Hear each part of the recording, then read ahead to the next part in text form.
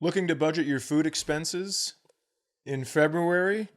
Well, save big and eat great with America's best value meal kit, EveryPlate. Get a meal starting at just $1.49 plus $1 steaks for life by going to everyplate.com/podcast and entering code 49pretend. Subscription must be active to qualify and redeem $1 steak. That's right. Get a meal starting at just $1.49 plus $1 steaks for life by going to everyplate.com/podcast and entering code 49pretend. Subscription must be active to qualify and redeem $1 steak. Must be active. Hey, everybody. Welcome back to the Pretend Problems podcast. I'm Kelsey Cook. And I'm Chad Daniels. And I love when she says, Pretend Problems podcast, and bobs her head. Did you see me looking at you in my peripheral to make sure you were looking at the camera and not yeah, I sure staring off like a psychopath? Well, okay, campers, rise and shine, and don't forget your booties, because it's going to be a cold one out there today. It's Valentine's Day. Oh, yeah. Happy Valentine's Day. Happy Valentine's Day to you. We're not recording this on Valentine's Day, but right, it's coming out. A lot of you, we've had some questions. What's a good date night idea? I don't know. Watching Pretend Problems podcast on Valentine's Day. Yeah. I can't even remember what we did last year for each other for Valentine's Day. Not a goddamn thing. Did we really not do anything? I can't remember either. Oh. Well, don't look to us for romance and creativity. We're like, what the fuck we do? Yeah, it would have been just, so this is Wednesday. It would have been a Tuesday. We would have been home. I'm sure we did something. Yeah. Chad and I talked to each other about this a few days ago. Like, okay, how do you feel about this holiday? Are you somebody that has high expectations of, a list of demands? What type of person are you? And I think we're both the same, right? Well, I think I just kind of agreed with you just oh no, how do you off camera? Well, well, it's dumb. It's like, it's a made up holiday. I told you, I have no problem being romantic, but being forced to be romantic is dumb. It's like, oh, here's a day. Plus, when people bitch and moan about, oh, my birthday's close to Christmas, that's really hard. Yeah. Fucking March 2nd's my birthday. Now you got all these Valentine's Day bullshit leading and taking away from my birthday. Pass. Oh, that's like way harder on me than it is on you. I can budget out for back to back. Don't budget out. Don't divide the gifts by two. That's what I'm saying. See, it sucks for me. Here I am. I could have had a $10 gift. Now I got two $5 gifts. Mm-hmm. No, thank you. Yeah. This doesn't surprise me that how you actually felt about it was extremely cynical. And you don't like authority. You don't like anybody telling you yes, you're right. What to do. I don't. Like, listen, I'll get to it. I'll get to the romance, but I don't want every woman's dream. I'll get to the romance. I will, but it will always be there. But when corporate card America, when big greeting card comes up and says, today's the day, you have to. That sucks shit. Yeah, I mean, I think you can look at it from both sides. Does it take a little bit of the specialness away because everybody's posting pictures of their significant other on Instagram? Sure. But I also think it's nice that it does, if you do celebrate it, it does help you to stop and like really appreciate your partner and do something nice together. I know, but I don't think that should be just a specific day, right? I would much rather surprise you because I think when you know it's coming, it's expected. But I would much rather surprise someone because then I think it's like you weren't told to do it and you did it. Yeah. Like if I would mow the lawn, if my mom didn't ask me and then I'd mow the lawn, she'd shit her pants. Yeah. She'd make something fun for dinner. Yeah. All of that stuff. And by the way, my mom watches this and she's laughing hysterically right now. Like, I think that happened one time and I think she's probably right. But, and then there were times where she did tell me and then I didn't want to do it. It's kind of, the same thing. Yeah, you're right. Whenever you have just surprised me with something romantic, we mentioned recently that sometimes you'll just like stick a surprise romantic card in my luggage. And when I get there, I mean, that shit, it makes my whole day, especially because I'm not expecting it. But I think you're right that on Valentine's Day, there starts to be, whether you realize it or not, a lot of the times I think you have a subconscious expectation of like, right. Did they do enough? Do they love me enough? Did my friends' partners do more for them than my partner did? And it is, it's keeping up with the Joneses, and Yeah. all the companies know that, right? Even the, I remember having to bring like a Puma box to school to make my Valentine's Day mailbox, and all these Nike boxes around me. I'm like, son of a bitch, I got to mow more lawns for Nikes next year. They're all in cahoots. You know that. Now, I did surprise you, and we talked about this before, but I did recently surprise you by setting the alarm in our home. And it did not go great for you. We talked about this last episode. Yeah, thank you so much your for doing that. Your hearing just came back, which is pretty good. I've been having to talk into her left ear for most of the week, but now I can talk right at you, and it feels great. Thank you. I would love, I've been going through the comments today from that episode, and I would love for more of you listeners to like chime in on who you thought was in the wrong or the right. Yeah. I don't keep score, but you guys can. What the fuck? Get out of here. It is so crazy. Sometimes we'll have conversations and I will say something. It will be like an apology. Right? And then she'll keep talking and she will explain where she's coming from. It's like, I know, I just apologized. You brought up 2 examples of something you didn't like. I said, I will work on it and make sure in the future I am aware of it. Yeah. And then you tried to sneak in a 3rd one. You sly son of a bitch. But I wasn't like, hey, also here's one more thing just in case you don't get it, or like just in case you don't feel bad enough. It was like, this is something I'd been meaning to explain to you before. And now we're talking about this whole thing. And I think, well, I don't want to just say for women. I think for anybody, maybe except you want to just have your partner feel that they understand you. You want to feel heard. You want to feel understood. And so sometimes the apology is important, but at least for me, it's like, I also want you to know how I feel. In addition to, yes, an apology is very important. Right. And I think this is where we differ on this, is that I had a neighbor once whose wife passed away. And I called my mom and I was like, I don't know what to do. Like, do I just go over there and talk? Do I bring him some food? Like, I was really young and I was just like, I don't know what to do. And she goes, do for him what you would want him to do for you. And that's stuff. So that's a real dangerous. No, it isn't. I think so. When you give me 2 things and I say, I understand, and in the future, I will focus. That is what I would want to hear from you. And then as if I'm on the ground, you've won the fight, I'm on the ground bleeding, and you're walking away and you go, oh, fuck, I forgot. And then you come back and kick me in the face. No. Yeah, it's true. Yeah, that's... Karen, if you're listening, oh, she is. I would advise against. I think you should do what you would want done for you, because you operate very differently than. Oh, wait a minute. Maybe that is what she said. Hold on for a second. She said you should do what you would want.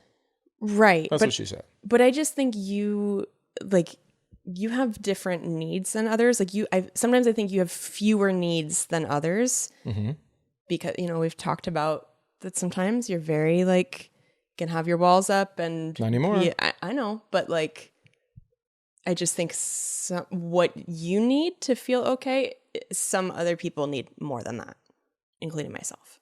Okay. But I just think once someone has said, I'm sorry, that should be like, okay, I got it. Not one. I know you're sorry, but not sorry enough, you son of a bitch. Here's one more thing to add to it. We discussed this. Yeah. But so back to the alarm. Okay. If we can. Okay. I do just have one more thing, though. Oh my God. Check. And mate. I just wanted to say I feel like it's something that you and I will probably continue to come up against in our future. Right. Because I had seen this happen with you before that instance where I'll bring something up to you and you'll kind of like almost immediately go, okay, I'm sorry, I'll work on that. And I'm like, oh, but I still want to tell you how I feel about it. And you're like, but I'm done feeling bad about the thing you brought up. Like, you're like, I don't want to keep feeling bad. So stop making me feel bad. But I'm like, but that's not, I don't feel like you get to be in charge of telling me like how much I can feel about it. That's fair. Then I think you should have to record it and I can listen to it at my leisure in bits and pieces. I don't like being like piled on. That's not fun. And I will tell you, you are correct. That is a move of mine where I go, I'm sorry, I'll work on it. If you real early on, if you put that into Google Translate, it is, I don't want to hear any more about this because like I'm done listening to how I've wronged you. I understand I've wronged you in some way and I will work on it. Because of course you don't want to hear how you've wronged me, but I don't want to get wronged in the first place. But it just keeps going. I know, and that's why I say I'll work on it. I know. And I do work on it. I know, but now what I'd like in the comments of this section is who's right on this one. I just think we gotta meet. How about that? We gotta meet in the middle a little bit. Sure. Why don't you tell most of your story on the way to the middle?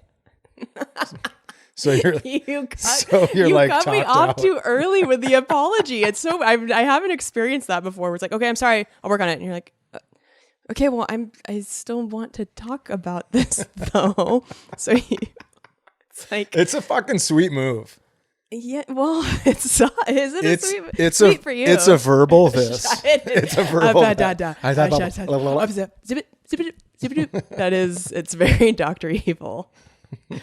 Well, we're glad that you guys like hearing us talk about our issues on camera. Of course. I think it's probably good for us too. So, I mean, I don't think there's a right or wrong on this alarm situation. Yeah.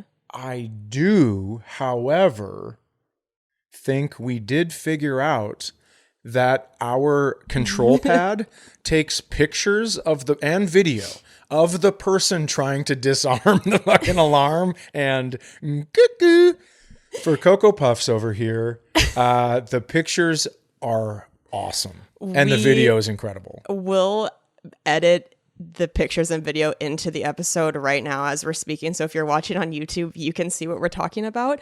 So I went over to the alarm later that night to make sure I hear her cackling. I started like a crazy. I was crying laughing. I can't think of the last time I was laughing so hard I had tears coming down my face. But okay, first of all, the panic. It's full so it's wide eyes, as you can see. But if you're just listening, she has her hair pulled back, so it's just face and wide ass eyes. It's like Disney princess eyes. This one's my favorite. Then she has her lips pursed. She's blowing her cheeks out and covering one ear to protect. Yeah, remember when I said last episode that like you can't cover both of your ears because you have to use one hand to try to punch in the code, which I did incorrectly the first time, which is why the whole alarm went off. By the way, I made the code so she could remember it. It was specifically for her. I think I made the code. I made the code. You were doing you had to take a shower for something. I was out there and I put the code in so you would remember it. Okay. Well, and then this is look at this one. That's my favorite. I couldn't figure out how to cover. She's trying to cover one ear with her elbow and then reach her long ass arm around her head to cover the other ear. I have freakishly long arms and I still couldn't make it work. Here's the video.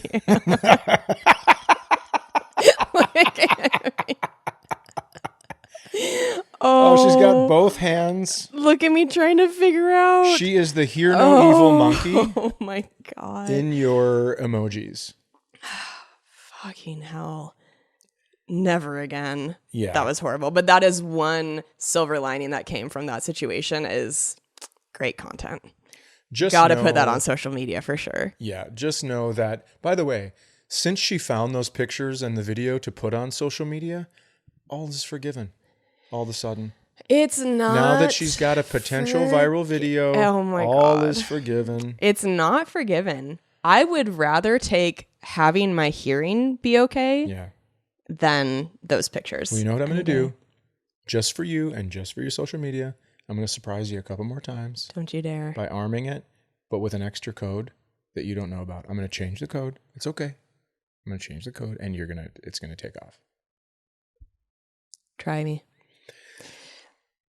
So we're in couples counseling. Wait, before we get into that, we should plug our dates. Oh, yeah, that's right. I'm going to be performing in Stamford this weekend. So New York City area people, please come out to those shows.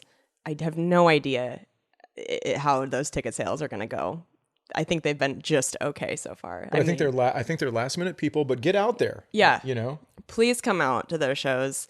And then I'm in San Francisco in March. I'm in Chicago. I'm in Minneapolis in March. And then in April, I'm in Madison shooting my special. I'm in Sacramento, Salt Lake City, Vegas, Kansas City, Baltimore area. So many coming up. So kelseycook.com for tickets. How about you? I am going to be, what are we talking about here? I'm going to be in Houston on the 22nd, 23rd, and 24th, Addison Improv. March 2nd, Fitzgerald Theater in St. Paul shooting a special. Then we're going to go down to Mexico for a couple weeks. For a wedding. The boys getting married. And then I'm going to be in Omaha and Kansas City. And for some reason, I'm having trouble remembering my April dates. But I do know that I'm going to be in May. I'm going to be in Cincinnati and Austin, Texas, and Nashville, Tennessee. And then a makeup date in June in Springfield, Missouri. And then finally Detroit in July. Finally going to go to Detroit. Yeah. Yeah. So yeah, please come see us on the road. And like we were talking about before we started this, we're in couples counseling. Yeah, well, it's like, it's preemptive. It's like preventative care. It's like getting your annual physical. Right. You're just making sure that everything's going well. I mean, I thought I was going to hate it. Yeah. I mentioned last episode that she has a great method where the first session she asked us how we fell in love and what drew us to each other. Mm-hmm. And it just got us into such a cushy place to then start to talk about. To talk shit. Just talk shit about each other while the other person sits there and just has to take it. It's so fun. If you haven't done couples counseling, it is like, it's okay to tattle. And it feels great. It's just like, yeah, but guess what she said? It's awesome. What do you feel like is something that surprised you so far from the first two sessions? How much that I talked. Yeah. I didn't think I was going to talk much. Mm-hmm. And then Kelsey was like, what do you want to talk about in the second session? And I'm like, I don't know. And then I brought up immediately, I was like, so what's going on? And I was like, well, here's something that happened. I mean, immediately. Yeah, you were. It just like blurted it out. Because we had just had that conversation. Mm-hmm. And I thought, well, let's nip it in the bud. Yeah. And do you feel like it got nipped in the bud? I do. Great. Do you? Yeah. Do you feel like talking about the actual thing on the podcast? Go ahead. Yeah, it was your thing. Okay. Because I don't have things.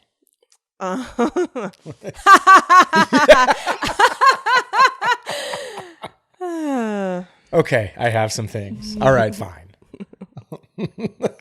That crazy laugh was right on the money. Yeah. That was genuine. Look at me. I got up and is looking at me like, do we need to have you admitted somewhere? So the thing that I brought up with Chad recently, which is the not fight, but conversation we were talking about earlier this episode. I don't think it was that fight. Chad was ready to wrap up real quickly. Yeah, with I just need one example. I just need one example. Yeah. So I think sometimes, and again, I don't ever like to do like men are like this, women are like this, because I think a lot of those generalizations are not true. But hey, everybody, we're different. We're different. We're different. I do think there's a really common complaint where men sometimes like to want to fix things and women just want to talk about it, right? That's like an age-old women going to a guy trying to just talk about how they feel, and the guy's like, well, why don't you do this? Why don't you do this? And they're like, I'm actually not looking for a solution. I just want you to hear me. Chad is like the opposite. I grew up with women. He is the best listener I've ever met. Thank you. I mean, I know it sounds contradictory from him giving the quick apology and wanted to wrap it up. Well, when I'm being scolded, I'm not a very good listener. I want it to be done because I don't like it. Of course, yeah. But when there's something serious on the table, I would love to listen to it.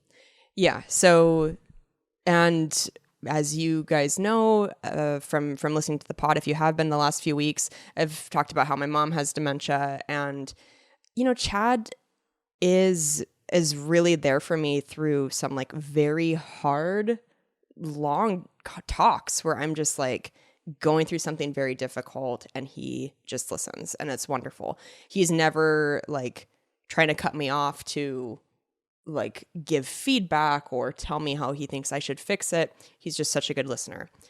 But what I felt is that sometimes I'm just trying to say it in a nice way. I know.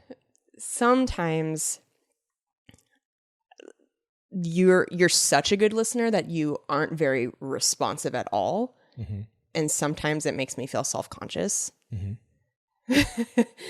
And so sometimes like I'll just like say a bunch of things about how I'm feeling if I'm going through a hard time, and Chad won't say anything, and I'll be like, what are you thinking? And he'll be like, I'm just letting you process, which it's like, that's so sweet. But in that moment, the thing that would help me process is you being like, oh my God, I am so sorry you're going through that. I can't even imagine. Like, a lot of the things that I'm venting to you about are not things that even have a fix. It's just like, I just want that validation of like, yeah, this is really fucking hard. Are you talking to me, or are we just explaining? I'm just explaining. Oh, okay. Yeah. Okay. You already. I've written all this stuff down. You've written it down? Oh yeah, I've written all the. You wrote it down? Yeah. Like in your journal? Yeah, I write this kind of stuff down. That's so nice. Well, why don't you remember that next time you're yelling at me? That's so nice. Thank you. Well, yeah, you're welcome. But we didn't have to get into that. But so like you're just like taking it really seriously and trying to remember. And so for me, I would also want to say that early on, you told me that you were not necessarily a fan of people fixing. Yes. And so what I have done is I will listen, and then I will try to process. And then sometimes I do say that sucks, and sometimes, but there's also other times where like I'm in a very great headspace. And so bringing it down to that sucks. Yeah. I feel like I'm leaving. It's like if you do stand-up comedy in Hawaii. Yeah. And then you're on the beach and you're having a margarita, or I know it probably doesn't happen in Hawaii, but then sounds so nice right now. I know. Oh my God, a margarita on a beach. Yeah, and then they go, oh hey guys, you have to go to work. It's like, oh fuck. Yeah. I'm on the beach right now. I'm having a margarita. Yeah. So that's how Chad feels about when I talk. He's like, I have to clock in, I guess. That's not true. But what I'm saying is so here's an example. Yeah. Okay. Yeah, of course. You brought something up that was really bothering you. And I not about Chad, by the way. And I listened. And also we had, and there's never like a statute of limitations on these things. Yeah. But we had talked about it before a bunch of times, and I told you how frustrated I was for you and how much I did think it sucked and all this stuff. Totally. However, when you told me this last time, I had just come from a family dinner. I was working with Ali Sultan, who's a good friend of ours, and his sister lived where we were. And so I went to her house, met her brother-in-law, who's like this brilliant professor at Oklahoma University, and they have two little nieces. And I had a traditional Yemeni breakfast Yeah. And it was so fucking good. And I left this place, and I even told Ali, I go, he said, thank you for coming. And I said, thank me for coming. Thank you for inviting me. My soul is full. That's the phrase I used. Yeah. And so then when I got back and you were like, and this happened, I'm like, oh no. Yeah. I'm not in the headspace. Yeah. Sometimes it's hard for me to go from sunshine to here, to that sucks. Totally. And if I say that sucks, I mean it, but I just feel like I'm not in the right, it just feels like fake. Right. Or just kind of like whiplash to go from being in such a great place to all of a sudden you're like, oh, I gotta. Yeah. I think I used free fall when we were talking to Our Lady. I said I felt like I was in a free fall because I was way up here. Yeah. And I had to hurry to get down to here where you were. Yeah. And I felt like I just had to kind of let go. And you know, when you see those guys that climb the poles, those lumberjack competitions, and then to get back down, they're just like, fuck it. And they fall all the way down into the mat. That's what I felt like a little bit. So that's where that came from. But I wanted, it was letting you process, and we've discussed it, that I will focus on being more responsive. And then after I said that, then you gave me one more example. I feel like what I gave you was less than of an example and more of just a backstory, a little bit of. It absolutely was. Yeah. Yeah. I just wanted to agree with you. Oh, yeah. It sounded like it was going to be another thing. Yeah. And I even asked you, I go, is this another example? Because I get it. And you were like, it's not another example. I'm like, okay, sounds like one. And then you told me, and it veered off into this backstory of why you would like what you asked for.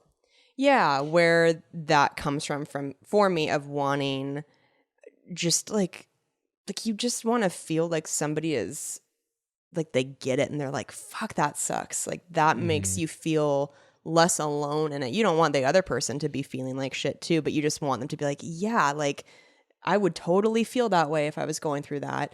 And I just mentioned that a lot of that comes from my mom, who I, no longer get to like have those sort of conversations with because of the dementia. But my whole life has been so like, oh, honey, I'm so sorry. Like, oh, that's so tough. Or like, if I'm sick, like, oh God, like what are your symptoms? Like, what are you going to do? Just very, very responsive. And because I've been so close with her my whole life, to not have that anymore has left such a big hole. And I think it does put kind of extra pressure on you to like give those sort of responses, because it's just, I'm like, my whole life I've been used to. And I think it doesn't feel like pressure, just so you know. Oh, okay. I think my friends are very responsive too. And it's just, and again, I don't know if that's like more of like a guy versus girl thing.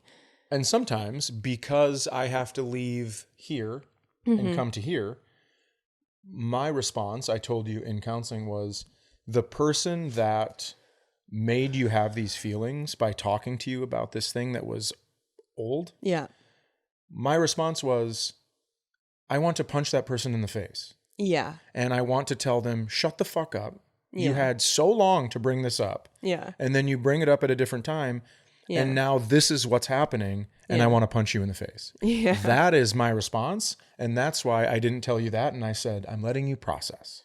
But I wish you would have told me that, because to me that is valid, that you're like, I want to punch that dude in the face. Like, that makes me feel like the level of like sadness and anger I'm feeling is justified, because you're hearing it and going, yeah, I want to fucking punch that dude in the face. I would be like, right?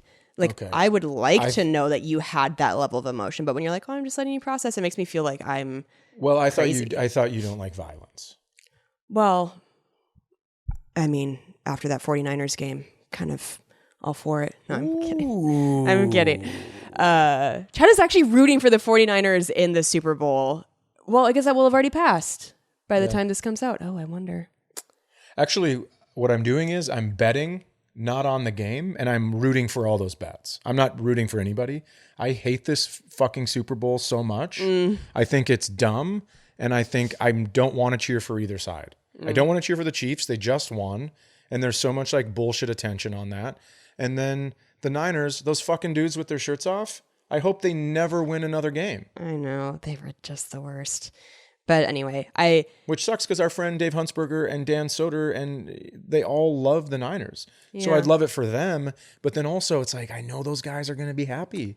And he's going to get another fake ring to drop at a game. I know. Piece of shit. Thank you to our sponsor, EveryPlate. $1 means something again, you guys. Of course, not in Canada, but here where it matters the most in America. Yes. You got $1? You can get a $1 steak for life. Simply add a 10-ounce ranch steak to your weekly order for just $1 per box while your subscription is active. Okay? While your subscription is active. Now that's raising the stakes for dinner. Huh? Get it? Puns. We love a pun. Looking to budget your food expenses this February? Save big and eat great with America's best value meal kit. Their meals are cheaper than your average fast casual meal, so ditch the takeout to save money while still enjoying fresh, satisfying meals. They're the easiest way to eat affordably. That's right. Get EveryPlate and take back your time this February. Wouldn't you rather be making sweet love in the lover's month of February than going to the grocery store to get all this stuff? You get fewer trips to the grocery store, and meals are ready in 6 simple steps. That's true. That's less than a lot of the 6 of them. Save even more time with quick and easy recipes, including easy cleanup options and options ready in 30 minutes or less. They plan the meals and deliver pre-portioned ingredients right to your door. You don't have to walk anywhere. It's right to your door. Yes. So you can spend less time meal prepping and more time on you and your loved one. We love EveryPlate so much. My favorite recipes still were those pork taquitos. My God. Yeah, they were really good. Sometimes I wake up in the middle of the night and I look around and I'm like, where are they? Could I make them right now at 2 a.m? Yeah, I think this is, for me, this is the best thing I could say about it is when we don't have that stuff in this house, it's all we talk about at dinner time. We're like, man, I really wish I had EveryPlate right now so we could quickly make a meal, not have to worry about like putting a bunch of stuff back into containers to put it in the refrigerator. It's like all pre-portioned. It's amazing. It's amazing, and it's so, so good.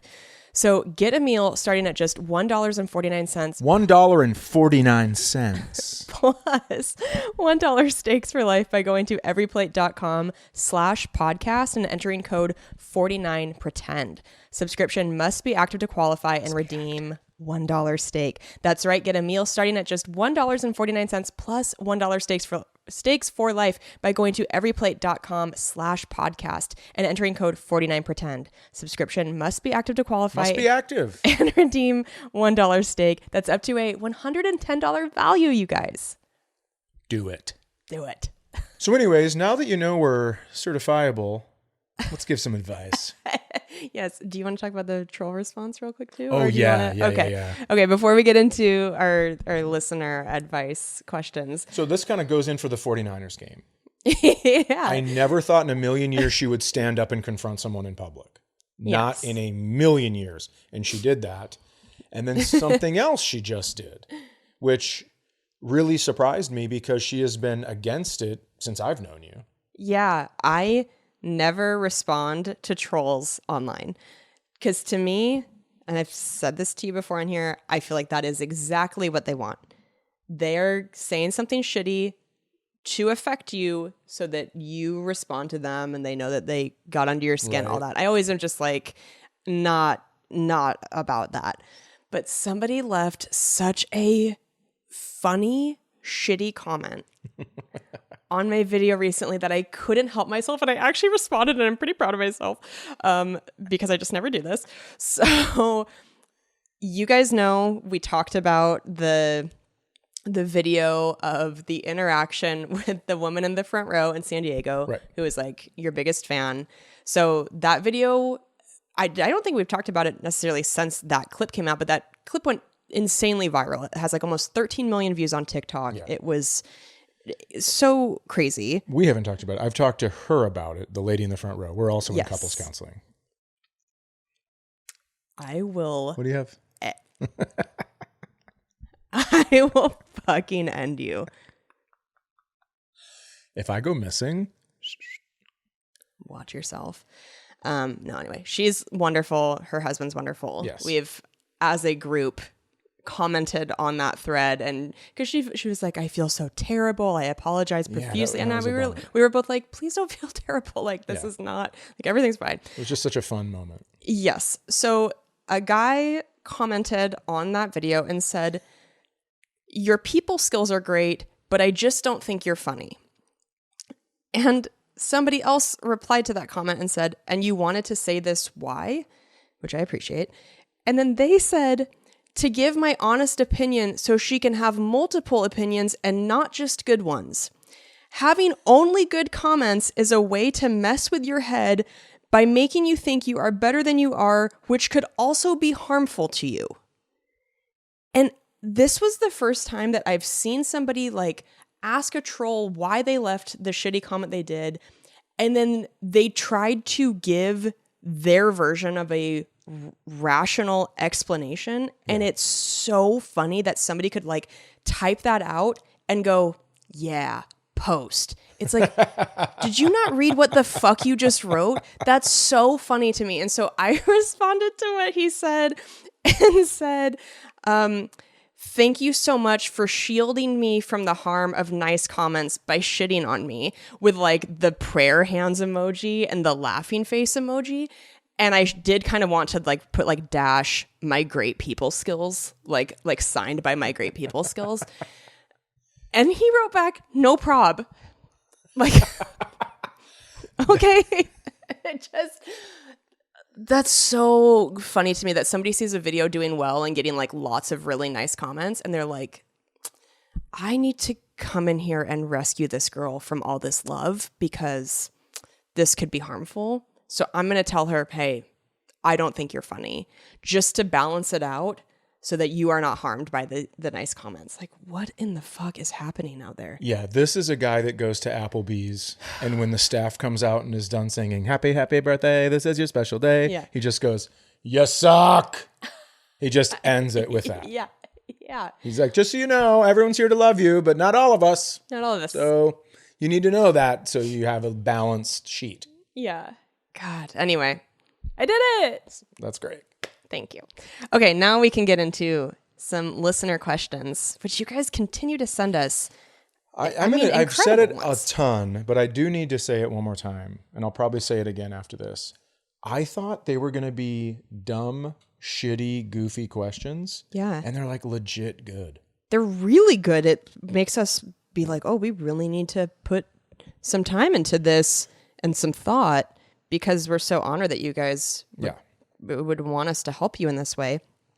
Please write into pretendproblemspodcast@gmail.com if you would like us to give you dating advice or life advice. And I mean, we get all kinds of questions. Or fuck it up. Or mess your life up. Mm-hmm. So this first one is titled Question. So nowadays you hear every comedian say not to get into a relationship with another comedian because it never works out. What do y'all have to say about that? And what do y'all keep doing to keep the romance and the freshness going in the relationship? We also need y'all both to come to Lafayette, Louisiana, because we rarely get comedy shows. I would have guessed Louisiana from the y'alls, and I love it. May I? Yes, please. Okay, so I don't know where you're hearing this from. I don't know how many comedians you hang out from that say I hear that a lot. Shouldn't get into a relationship with a comedian. I know, but this person probably doesn't do comedy. I don't know. Oh, I just think they probably have heard it on like podcasts and stuff. Oh, gotcha. Well, like here's what I think. It works for us because we don't have day jobs. When we're home off the road, we're home. We comment on it sometimes. We'll be playing tennis at 10 a.m. And we're like, oh my God, we're playing tennis. People are at work. It's awesome. Yeah. And then we've developed a system where we're going to go on the road the same weekends and then be home on the same weekends. And we make sure we leave time for actual dates. Like we talked about going bowling a couple weekends ago, and it was so much fun. You just have to make sure that when you're home, you're not just in a routine watching television. We love to watch television, but we do break it up. We play games, we ask questions, we have talks, and then we go out and do things too. So I think that's what keeps it fresh for me. Yes. I will comment on the part of the question about why people say it never works in a relationship with two comics. I think the big thing that helps us in that aspect is that we are not competitive with one another in comedy. We're competitive with each other in almost every other way. You guys hear us talk about our like trivia puzzle competitions and our haven't done that in a while after this 6-week ass whooping. God. We haven't. You said one day. Shove and we haven't done it. it. And our foosball and ping pong. I mean, we compete against each other in everything, but in comedy, we genuinely do not compete with each other. We want each other to succeed all the time. And our career paths have been so different. I think that's a big advantage to you being older than me and being in a different place in your career than me, because we didn't like come up together and then if one of us got something that the other didn't, have that feeling of like, oh fuck, like I'm happy for them, but I wish I got it too. Like, oh yeah, I'm happy to accept the loss on this. I love doing comedy for good people. Mm-hmm. And that's the comment I get the most from staff in clubs is, oh my God, your crowds are the nicest crowds we have. Yeah. And that's what I love. I don't need a lot of bells and whistles. I don't need the fancy dancy. I don't need any of that stuff. So to watch you get to have some of that stuff, not that you're longing for it, but it's coming to you. It's fun to watch. Thanks. I don't need that stuff. So that helps, like you said. I think we have different goals, but you have so much success and you've had so much success for a long time that like just everything that you built with Pandora and touring, and you've said so many times that like you've made the life, like not just your career, but your entire life, the life you've wanted. Mm-hmm. And I've looked up to you in every way for such a long time. You know, you're my favorite. That's how you get them. You're my favorite comedian. I always looked at that you didn't have to live in LA or New York to make it. You lived life the way you wanted to, because I didn't want to live in LA the rest of my life. And I think that helps if like you look up to your partner and admire their comedy and just like want them to kick ass. Like his success doesn't take away from my success at all, and my success doesn't take away from his. I think if anything, it helps us as a couple. I think so too. It's fun cheering you on. Yeah, it's fun cheering you on too. Well, thanks. Yeah. All right. Well, enough being sappy. Let's move on to another question that's not about us specifically. So this is titled Divorced Parenting. Ooh. So this will be for you. What advice can you bestow upon single fathers? My ex-wife seems to converse in only confrontational ways. I'm quite adept in being an asshole, but I'm growing weary of dealing with her shenanigans. Have either of ye giveth sage wisdom? P.S. Love the pod. Thank you. Well, I've never, first of all, wizard. I think your ex might cast a spell on you. So for me, if your ex is being a bitch, don't fall into the trap, because I'm going to tell you something. Your kids are going to remember how you treat their mom.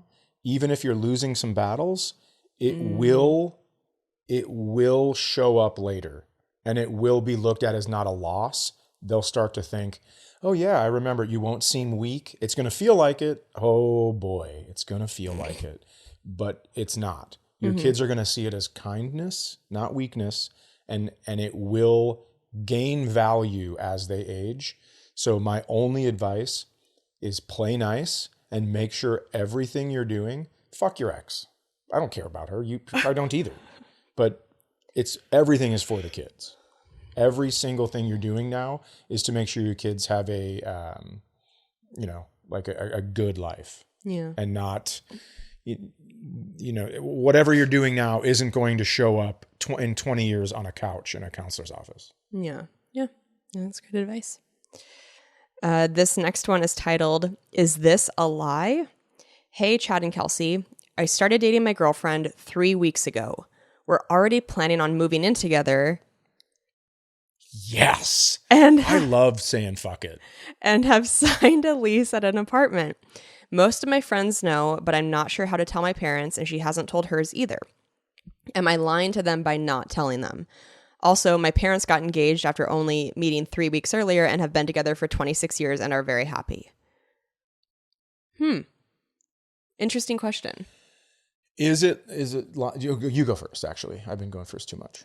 Oh, I was just going to say, I don't know what the relationship you have with your parents is or the relationship your girlfriend has with her parents.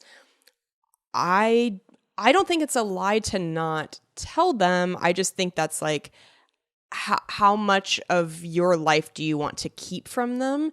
And if you are close and they find out way later that you didn't tell them, is that going to be an issue? Like, do you feel that they're not going to support you in that? I would kind of be surprised if they didn't support you because of their own love story, that they, got engaged after 3 weeks and now are happy after 26 years. I don't know. I don't think it's lying. I'm not sure exactly what your relationship is with your parents, if your parents would feel very betrayed by that. Sure. It's 100% not a lie. Your parents are going to feel like it's a lie. That's what's going to happen here. Also, are your parents are they responsible for paying for the lease? Oh, they're not? Then who gives a fuck? And I'm not mad at you. I'm mad at people in general thinking like their opinion counts in someone else's relationship. Yeah. My son is getting married, and I think the gal he's married is great. But even if I didn't, it's not my place to be like telling him all these things. I mean, maybe if I see something that is a definite problem area, sure, maybe just to talk to him about it. But if they move in together, none of that is my place because it's their relationship. But there are some people that walk around that think that they still get to make decisions for their adult children. And that's wild to me. And I know you want to be, you want to think about other people's feelings, but it comes a point where they don't get a vote. Yeah. That's what I think. Yeah. I don't know how old you and your girlfriend are, but I don't know if that's playing into it at all. Is that like that still feels like something that they should be talking to their parents about? I'm not sure, but I think if you're over 18, I don't think they get a vote. And I'm going to tell you something else. If this doesn't work, if you move in and you have to eat shit on a lease because you guys break up 1 week into it, fucking great. That's a great experience. Now you have that under your belt for the next thing you do. I'm telling you, man, everyone thinks like all these mistakes are going to be a big deal. They're not. You look back at them and you go, here's an example. I always tell her, I have fucked up so much, but I go, that's what got me here. Yeah. And so when you think of it that way, it doesn't feel like a mistake. It feels like just steps. Yeah. If this doesn't work out, it's not the end of the world. If it works out, then great. But either way, you're learning. Okay. So this is titled, Is Couples Therapy the Right Answer? Oh. I can't read it, but it's long. I like it. They start by saying, I have to say, I love your podcast, comedy, and you as a couple. Okay, I know when people say asking for a friend, they're really asking for themselves. And then they say, for real, asking for a friend, they are still asking for themselves. Anyway, a coworker of mine likes to vent to me about his marriage. His new thing is that he wants to go to couples therapy. His wife goes to therapy for herself, and she gave him the ultimatum, I will only go to couples therapy after you go to therapy for yourself for a while. She says that he needs to work through some childhood items. He refuses to go to therapy and states that she... What? Oh, nothing. What? Oh, this sounds familiar. Mm-hmm. He refuses to go to therapy and states that she is prioritizing me working on myself over working on us. He wants to go to couples therapy because he feels like he is not being heard. When he tries to discuss issues about their marriage, she gets defensive, shuts down, and the conversation ends. He believes that in couples therapy, there will be a mediator. He feels that in her therapy for herself, she has a cheerleader and there is no one there to tell his side of the story. Mm-hmm. I have never done therapy, but I agree that therapy seems to be amazing. Everyone needs therapy, but I believe, especially for me, that not everyone can afford therapy. I don't understand his hesitation for his own therapy. And if he wants to do couples therapy so badly, why doesn't he just do his own therapy as well? As people who have done therapy, can you give me some words or strategy or something that I can relate to him, or maybe just have him listen to your amazing podcast? You can call me Eric. Okay. Well, hello, Eric. Yeah, I'm not sure that I've heard of a situation like this where he's like really adamant about couples therapy, but won't go to individual therapy first. To me, that's kind of like trying to walk before you can crawl. Yeah, I think it's like, I think going to individual therapy before you go to couples counseling is going to be like when you get a Christmas toy that's hard to put together and you go in a room and read the instructions first. Yeah. So then when you walk out, it doesn't take you 2 hours to put this thing together. You've gone through it. You know what direction you're headed. You know your weaknesses, you know your strengths. And then that gives you also, if your partner says, I want you to go to individual therapy, then I'll go to couples counseling. It's like, all right, then you go and that's it. You put your money where your mouth is. And now she owes you couples counseling. I mean, not owes you, but I mean, then you know if right. that was all real. I would go to individual therapy because there are some things that I had to work on myself for our relationship, and of course me, but then it helps in couples counseling because I know some things about me and that I learned and some tools. Yeah, it feels also almost like speaking another language. Like if you and I started couples therapy and only one of us had been in individual therapy, I feel like you would get in there and it would be kind of obvious that one person has learned how to communicate how they feel about themselves or other things, and the other person would just be maybe lacking in that skill set. Yeah. So if the wife is in individual therapy and he is this is strange to me. I know you're asking like, what can you say to him to try to like give him a strategy? I think I would ask him like, what's he afraid of? Like, what's the resistance to going to individual therapy about? Like truly asking, why are you afraid of going to individual therapy? Right. Like, what do you think you're going to get in couples therapy that you won't benefit from in individual therapy first? I think he feels like he's not being heard in the relationship and he wants to hustle right to that. But yes. You might not be heard because of something that you haven't dealt with, and it's like really making the wife mad. Yeah. So that could be. Also, Eric, we know you work at home, so we know this is for you. And here's what I say. If you don't go to couples counseling, if you don't go to individual therapy, and your wife is, and then you go to couples counseling, it would be like Kelsey and I taking a dance class together. It's going to be very obvious that she's been doing it and I haven't. And it's going to suck for me. Right. It's going to put me behind the 8 ball big time. Right. Yeah. Keep us posted if you want. Yeah, I would love. I'm a big, where are they now? I think I've said that before. Yeah. Okay. Also, we got the name of the comedian. Yes, we did. Thank you so much for giving that name. I gave you my word, and I of course will stick to it. I'm going to tell you, I am flabbergasted. We're both shocked at who it is. I really, really cannot even believe that. It blows my mind. Yeah. So, I know we can't really talk about it publicly, so sorry that this is such a... I know, it's such a dick tease. move to do it, but I was really blown away. Yeah. Oh my gosh. Okay, this next one is called Time Away from Your People. Chad and Kelsey, day one listener to Pretend Problems, Middle of Somewhere, and Self-Helpless. Thanks for all the great content. Whoa. Oh, thank you. Yeah, thanks. I'm a high school teacher and I coach 2 sports. Each coaching job has about a 5-month season between preseason activities and usual practice competitions. Because of this, I usually get home around 6:30 at night. My wife is very supportive of me coaching because it really is a passion of mine. However, we just found out we're going to have a child. Congratulations. Yeah, that's awesome. I'm worried about how to manage being a great dad / spouse to my family while still following my heart in coaching.